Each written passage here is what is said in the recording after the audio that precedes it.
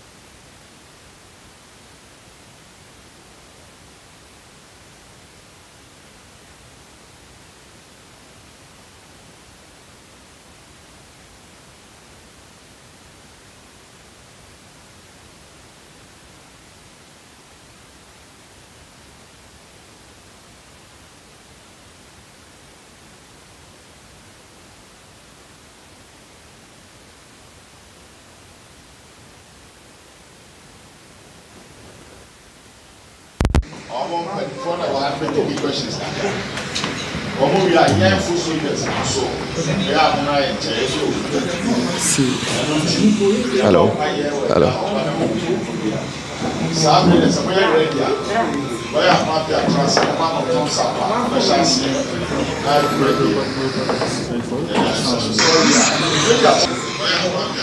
Oh, sorry for the lateness.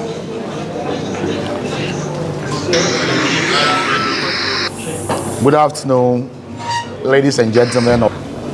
At this short notice, we, the members of the New Patriotic Party, have invited you to make our views and positions regarding the arrest and detention of Bernard and Chibu Asiakon, aka Wontumi, known to the public.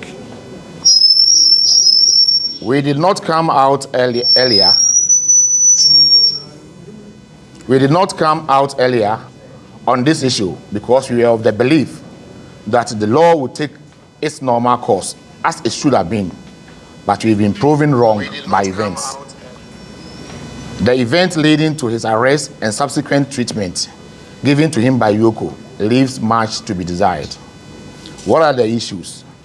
On Friday, 23rd May 2025, a group of armed men besieged his residence at Atasamanso, Kumasi. The neighborhood and some media persons who were present were subjected to inhumane treatment because they were taking photographs with their mobile phones.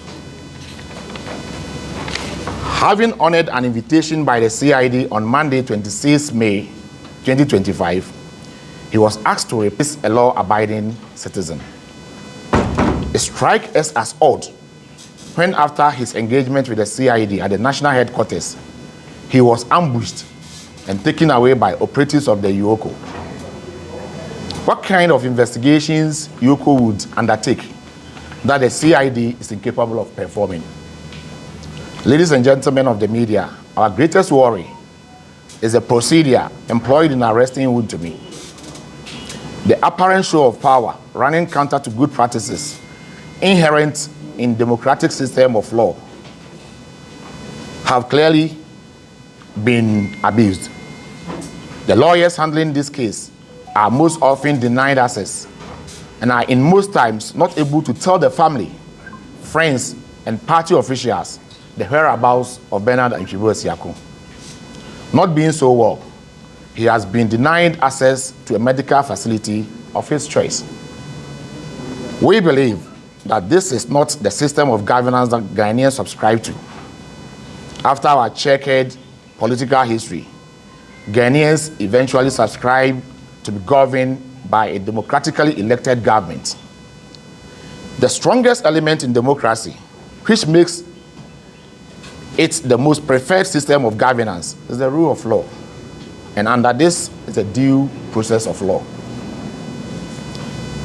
Our position is that if the state believes that Wontumi has infringed on any of our laws, we respectfully call upon the actors of political power to be guided by the principle of due process. In 1742 said, there cannot be anything of greater consequence than to keep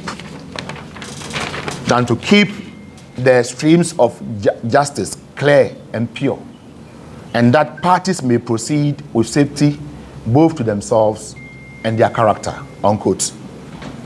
So, by due process of law, I mean the measures authorized by the law so as to keep the streams of justice pure, to see that trials and inquiries are fairly conducted, that arrests and searches are properly made, that lawful remedies are readily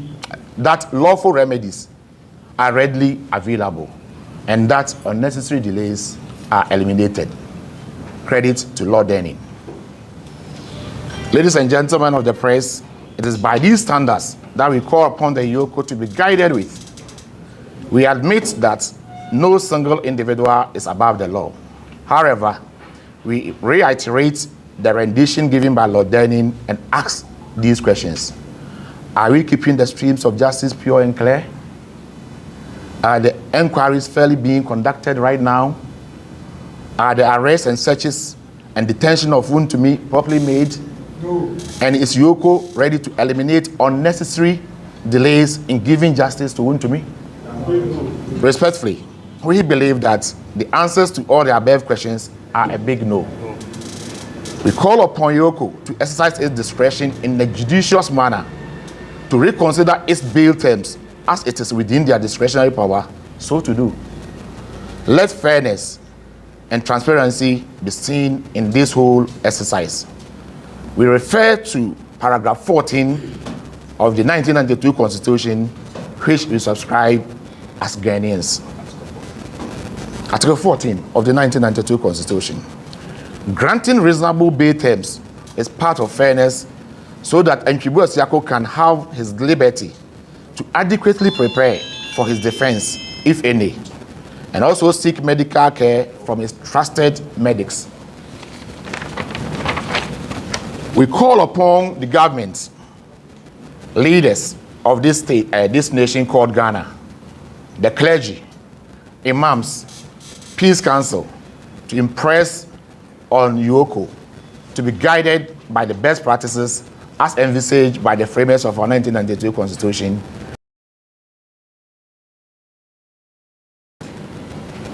We call upon His Excellency John Dramani Mahama to take action in this matter, to call upon the Yoko and other state agencies to do the right thing as he himself, His Excellency President, subscribed to when he took his oath of office, that he will do justice to all manner of persons without ill will or affection. We call upon him to live by this responsibility. As a duty bearer, he is supposed to, as it were, see to it that state agencies and other political actors act within the remits of the law. We are pleading to him that this legacy that Yoko is forcing on his neck will not portend well for the peace of this country. It will be in everybody's interest if duty bearers play by the tenets of the duty imposed on them. Yoko has today arrested chairman because it has been given the power under the law so to do. In like manner, the same law guarantees the freedom of individuals. We call upon His Excellency President Mahama, the clergy, imams, and whoever, the Peace Council, and all those who matter, to come to Yoko. To come to Yoko. It's unfair. A 50 million and unfair. And it is not part of fairness. It's not part of transparency. The bail terms is onerous. And when bail terms are onerous, let justice prevail in this matter. Let the stream of justice run pure. And Wontumi, we believe, would be vindicated at the end of the day. We shall take this opportunity to thank the National Party officers of the New Patriotic Party, and then His Excellency Dr. Mahmoud Bawumia, Honorable Kennedy Japan, members of our Parliament, MPP caucus, Greater Accra Regional Executives, and their teaming supporters, all party officials who have shown their solidarity with Chairman Ntwibu Asiako, aka Wontumi. We, the executives and members of the New Patriotic Ntwibu Asiako, of charges and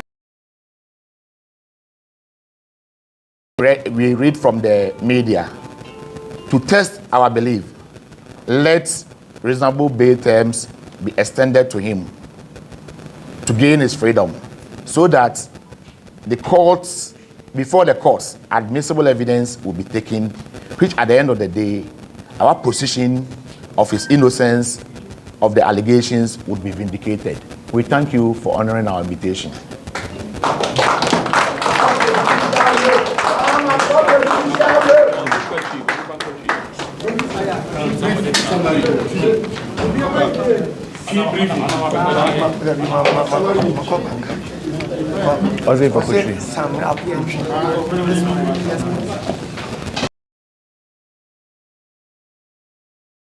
The Asante Regional Secretary of the New Patriotic Party, lawyer Adoma Pia, and what they ato and censure for any FA the Akoso Ewo Asante Mantemo Sino. Now the woman in say watchere say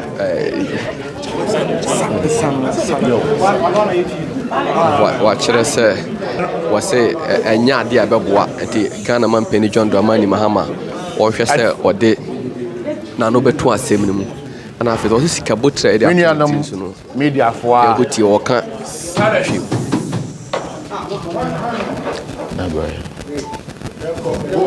Many media for a tools are frame where we are, and let's see what me about to Ayahano, Yadamunina Masi. MPP for Yashiamuhano, dear, Yadiba too many more area say. A bright cheer I want to me no. Na Omotu Amonsa friend say Omra CID office no. Na ye him say Emra be na Juma.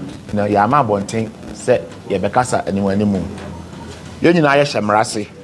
Nti ye fa ne say CID for hia na okwa ombetoto na no Emra kwan so. Edwada okwa CID no. Omo ni dinkita ho toto na no. Omo ka chen za de tabrem. De te ya ne say yukofo abetete ne kwam abroni be kan say ambush ache no de ne call yuko office. Edian na CID investigation be na CID ntimi nya age say yuko. Say ye be kai a omutimi investigation bi amane ye. Akọ yuko. Nanso ekwan e fa so de ne call yuko ye ambush na only idea.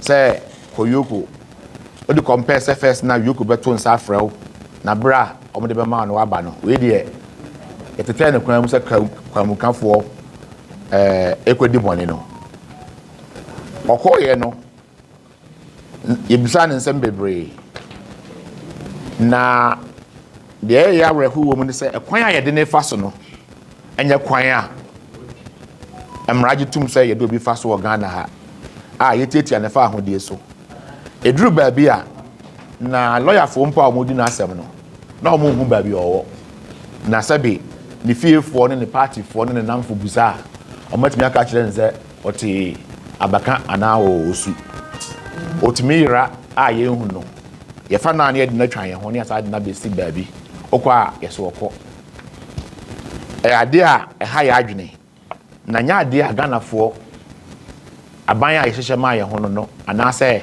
ekwan ye fa so dimu man a na ye pɛ no but 1992 the subscriber ma ye ho sɛ ye de be kɔ no ye democracy a ye ka bi ma menka bie no so no emra na de adwuma emra na de adwuma ka bi ma menka bie mu no ye fa no rule of law ye na rule of law no na say you be a friend no due process of law no kyerɛ sɛ famra kwan so fatoto oniema empo sɛ osusu sɛ obi ayɛ bɔne a fa saa kwan no so na fa frɛ no ɔba obɔ no kwadu a ɔwakwanya sɛ oyi na no na ɔno nso so akoyi na no na ne nyina akotwa wɔ emrafie a ɛyɛ court we mu nyina no yɛhu sɛ ɛnya ade a ɛba na deɛ yɛsrɛ ne sɛ yebusa question me enza ze emra ne kire se o chi obi afa ne fa mra kwan so na anya bia no emra kwan so ne nam sese ana anya bia no investigations are so mo ye no ade na ye closed door investigation ampo na lawyer for ebre ansa no mo nya kwa wura obeti ese ma lawyer ba akokwan o ma maka de ya mo enwurem anuanam means to say the trema and say your person the boom mine and no. Lawyer there, so be the do bakra or quite so the duba because you say I join back for trim. Yet me fano, obeti yes, I couldn't fee akosachi ho. None a lawyer anymore she. The Abusa say a ne so Sanya Emranicha say Yanana. A Chelsea beam say Obo be quadua, Article 14 of our 1990. Nipa na bono kwadu no ho kwan so yi ne ho ano na onya bail terms na demand na eye reasonable no o de man no ontibi na wa onim die mu kwa no mun say una ye de ma wa nka wontimi a eye unreasonable and no article 14 of the 1992 constitution no etri etia and so you go fire imagine say the emran tia no eno na omobeye yes say yoko eye ne pem and o de ma Sabe bond na 50 million no. And a discretion. Obi outside discretion biano or discretion to vary the discretion now. So since that discretion now I know. So yeah, this the say or Sunday ye yes, let's say almost a bay bond no. Not one reasonable bay bond as envisaged by the Article 14 of the 1992 Constitution. Na ontimintia na onya ne fa ahodie. Onya ne fa ahodie na sa amarabi o ho se de ne quarter. For who didn't be one, I'm an lawyers. I prepare. Sounds no Yanafa who dear, or with me a doctor or pay. Impossible ever for Nakono, Nana Pomudeno, not any. Or call Yeno, Okwapu Bank Hospital, Uniho, Yako, 37 military hospital, Uniho, police hospital, Uniho, Fedi say, yet Nakoteku baby, clinic baby. Sabin Prediasa. So being a Yarasa. And we be in one say me diba man say me di for yes re yoko so man be wonder e muda ho e to asum no betumi ayi ano yes re nso biem say ye wura mampani mama o so aframu so aye say tumi na Ghana for the amano no o de pepepe yo radie e bebu o man no na ontieti obi afa ahodie so empo say woni nipa kro nya adwene me trinity amuna me paraphrase I will say I will do justice to all manner of people without ill will or affection. Justice no yesa ho ye me tan ana ho ye mahi ana me no wasem ana se me pe wasem into me da wo se ko de ekos we ne stress on fa na ntum na yukufo emfa justice enya adwuma na when the justice ya adwuma no ma no reasonable bail obafie no mo kwa adu bia o ho kwan se obakoyi na no yes, right. On my mum for Peace Council. Yenti mo no kasa. Niema na akoso na ache. Kwabrane tam fridge na dan kono di free aban office e ko Peace Council nkasa. We tam we are no dey ko. Ya che nipa since Tuesday. Enne President Mama His Excellency. So onfa na nuntum na yoko niema na all here no. Omuwie na pinche na woman na anhwa dache ebe ono no President Mama legacy which is not a legacy it says ojano tsre imams sorry pending for Christian Council CSOs amo ha omo say omo ye human rights activist obi right ho akane ene eye wontumi ochina betuna ye nipa foforo tsre say president fa wanotum na enkudura nyumre de amo be frɛ no e wo court de ekɔ no enye abujusem e asefem e ma o my Ghana na ampo say the way AD citizen what about you better ye pending for amo national office your members of parliament and ramu nyina mo hui omo te form team ankanye omo free omo staffing chair so enkotena quota so ohye so emom pepe ye pe no mo pe enya ndwubu asi akontia pepe ye pe ena omo pe ena ya ndwubu asi akon ono kra de sebe meka so wodin na me ene wo ye che aye ni din hwan na bete e ba sa na democracy no aye ye tire se ye ne ye pe no na ye toto nase timesre young MPP for constituencies chairman for the last polling station member sympathizers any omo amaka nyina no e beda obi bia ase and the titru no e ba no dani a oda minority na no wo parliament Honorable Alexander Osahene Afenyomakin ode ne dom call Yoko Tudu as e beda omo nyina ase members of parliament nyame nhyiramo MPP Greater Accra region Yura Paka ne mpanimfo any regional chairman of Greater Accra especially Yura organizers near omo kan ya omo de dom ekotai chairman Wontumi'S ekire say na chi wo dom no Greater Accra regional party yedamu nyina amase na menhira mo yentam kwan wa na nso mo akire onu ado ayeso ebeda obi bia oba hanso ase say best friend na ya this ready no aduru Yura mampani mama ho say omo democracy no ho ban na yebo ho ban a eye ma me ne wo ene obi a yedamu nyina amase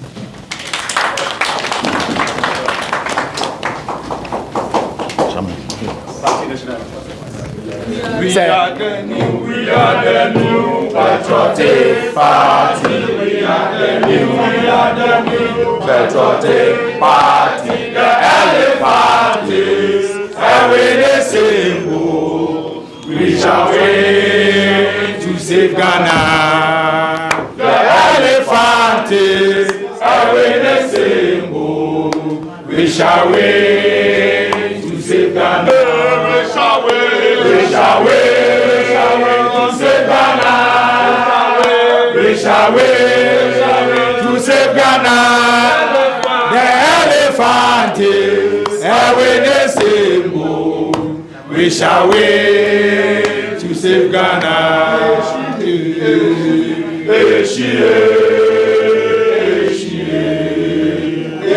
Rado, rado, rado,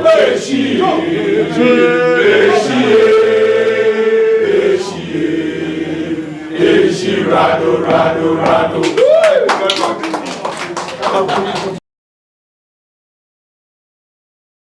I got the question for and I won't.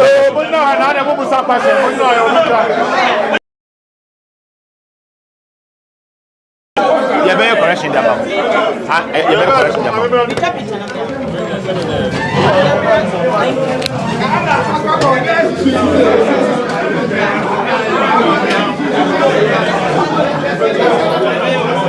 Abusia for yewo MPP campaign chama Wontumi'S enna kakra ni omo ache na omo emme no ana omo ka kese dia aka hu bi ema chama Wontumi'S wonya no fa ahudie no eye mamene Hajia Zainab emmon komo wonya da Ashanti Regional Woman Treasurer ma akwaba ya nua na dia na mo abo bla bla ka we pia enne de enye ni gisem asanteman ye sugu yeyem ye regional chairman obi enem no Wontumi'S de Yoko ene NDC aban ede ne fa so enso ani nti na be conference na ya sra ebusua kwori nyina aban any opinion leaders peace council so obi amremu na omuntin beboa na asam no joboko ye nim se mra e wo Ghana ha obi obobu mra bia na so obi o issue bia de kokota esa old kok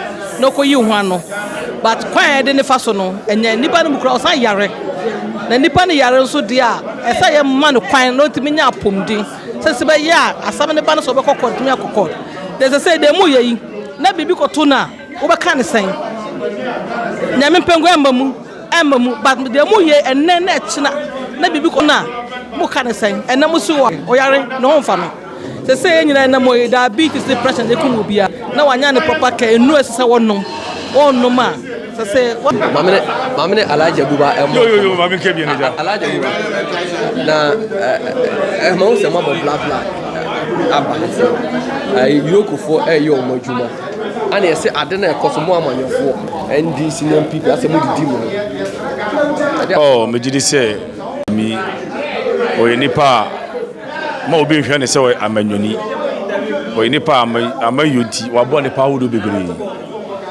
me didi se enene na o chepepepe o mo hye ase etata no na me didi se Wontumi'S nipa wo di na yebo Wontumi'S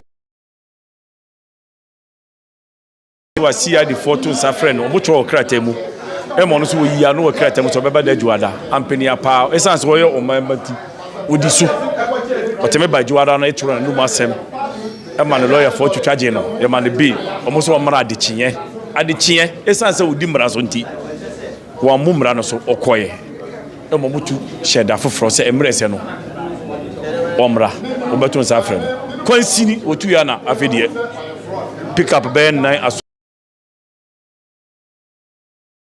Ghana won kuta manchis won kuta gas won kuta sika won kuta jan mo de mobile ya bu kuta etuo pick up ma and 9 e de muchachi ya ampeni apa wodi so opake ne car e mo de ne ko yuku na nyumre ya ye ja empeni fo ko ya lawyer fo o mantimi antwitwa nyi no ekusi na ye kase nti we de ye mai kasa nwa meka aban no mu kura Women Development Bank no want me just ask can grant pia. What about the individual one citizen? Mitibida abakose mitibida. Enti misra omungugu omuhun kakra. Na enya wontimi enya ne fon wudi no beka ye ho. Na enya we ene behu na wona ye. Abane akuta tumi ni bida. Yenim se ne tumi sitiye. Enti mama oman ya kufa ado jama wo na enti se ewu. Obia wo ne fon wudi bia te be kire na adwene. Wontimi omumra so ene omumra bia. Court no ho mo fi se wa ye fa kwan bonus be nya ni sika na bibinti mo fa no court na lawyer fo nkotwatwa nye no de peti ya no enye we na mahama ebobo ehu o afi ye hye party emre se tutu ye party na ewia mama obewu the caliber of people and obewu the caliber of national officers, regional officers, constituency officers on be manage party no enti wanyiri no ho no mu man no amamu no de man no ene ye ka esi dollar afedie 10 cedis 11 cedis ebu ade to cement watutu lati belmu ene watutu nsuom amamu nu na ye hwe cost of living tibamfo ni ebre uchi wuntimi a na cement e ma 10 cedis uchi wuntimi a na wunti lati be so uchi wuntimi a na wunti iso sika so uchi wuntimi a cost of living en kofom Ghana fo hu nchire wo mo enti we de mama kotojugu fom enye we na hia won hwe no mu mani se na be ya timamfo ye hu betoye kakra mo ka kire no madam free communicate na no de asa waboto oh ayemre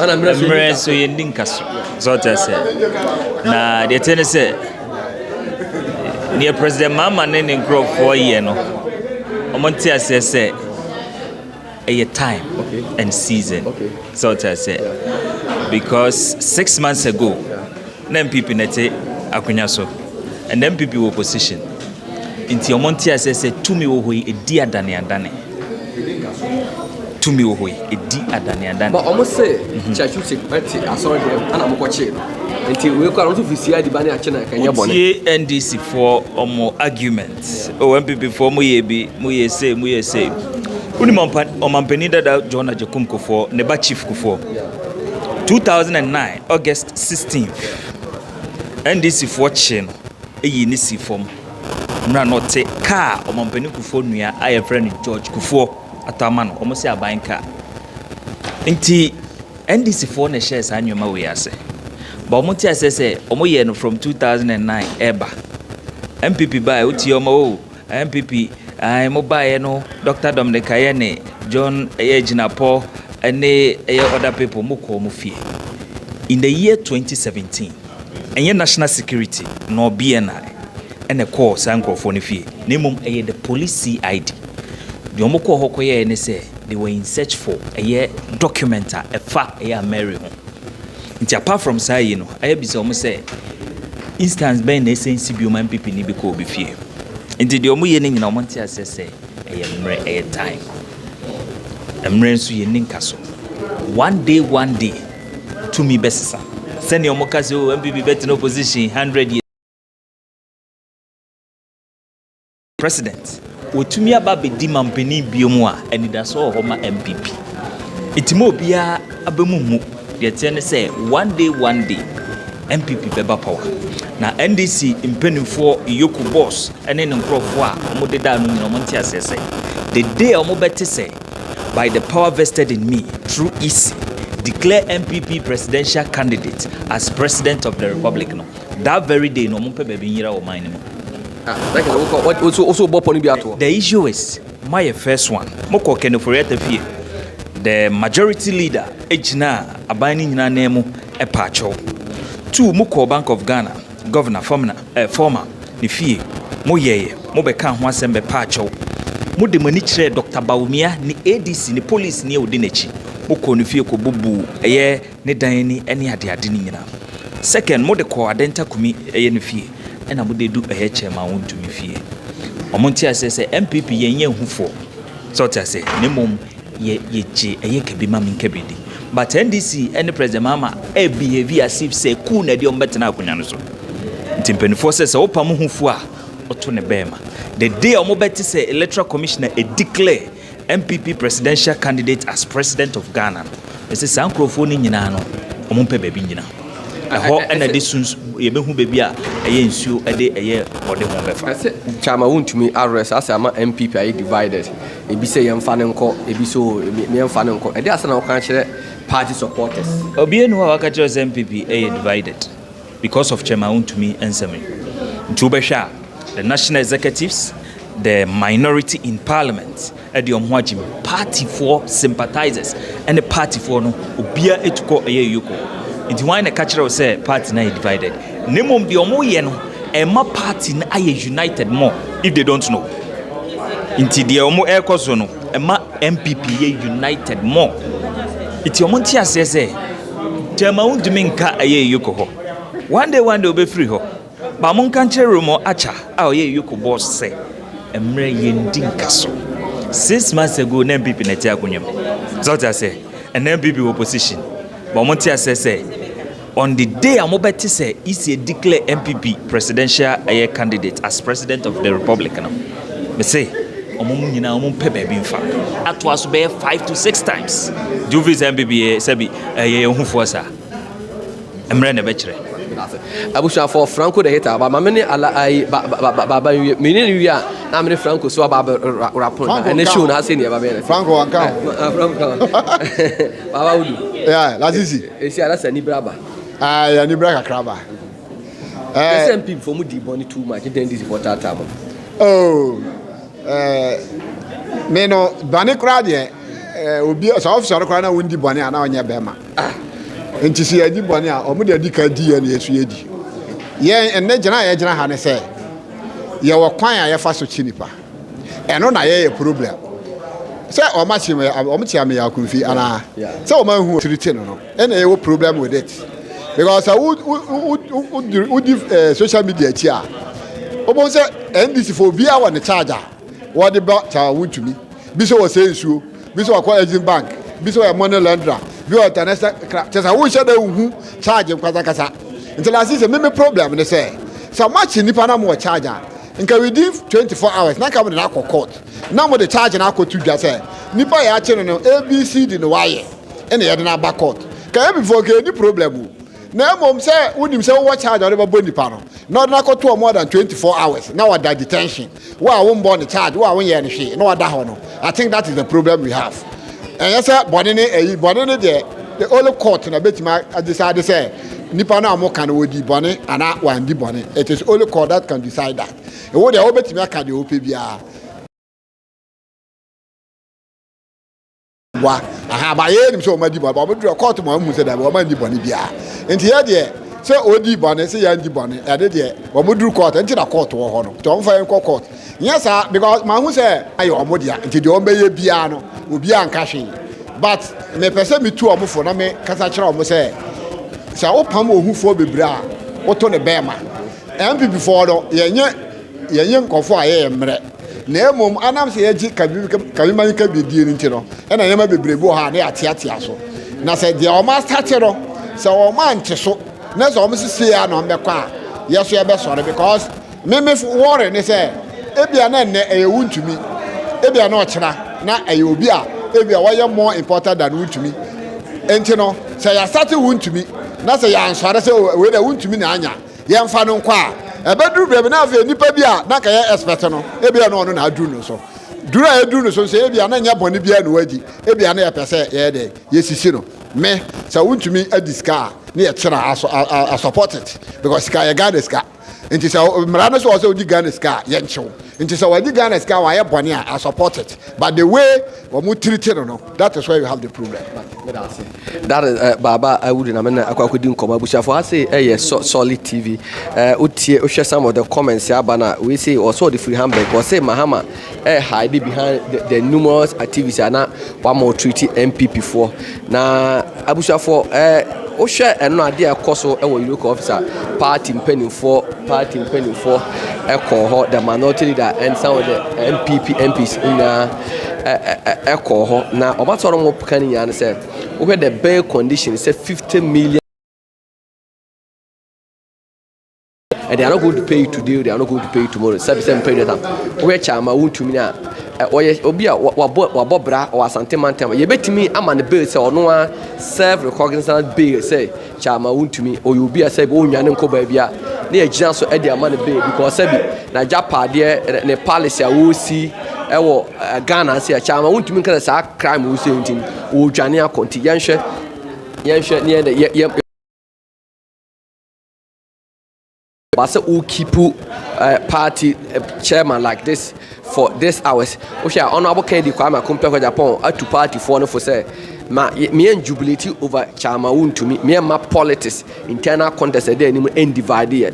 You say you bet you never really support behind Chama Wontumi na ya share kwan fa so a Chama Wontumi ye opie no so hu say be enipa edinachi a also hu say be a party kese a was and after so Dr. Alhaji Mahmoud Bawumia so ababoni so also condemn the act kwan ya yuko for afa so omadi ni Chama Wontumi na kama ko say a political ritual say if there's a change of government ba we person say be your elections they brave you say ye dey you but say ye be chinipa ye nipa no be fa process bi ma sebi e nipa ko obenu say obeya amanyosem na sebi amanyosem Chama Wontumi be ye the chairman na oye chairman e dey ama the MPP wo hwe say na manyuko ebedi nkunu enti e dey obeka asem anya ndi for the e dey so obeka asem anya